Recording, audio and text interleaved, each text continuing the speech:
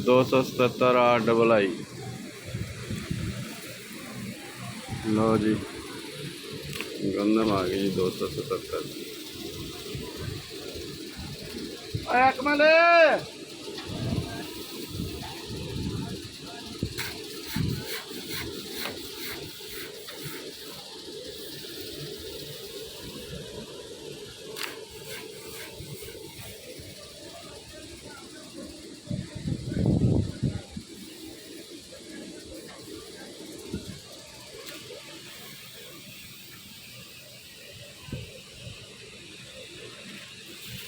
ਇਮਰਾਨ ਕਣਕ ਤਾਂ ਬੜੀ ਮੋਟੀ ਹੈ ਆਹ ਵਿੱਚ ਕੀ ਹੈ ਇੱਕ ਮੁੰਡਾ ਸੱਤ ਜਿਹੜਾ ਉੱਤੋਂ ਸੈਂਪਲ ਤਾਂ ਲਵੇ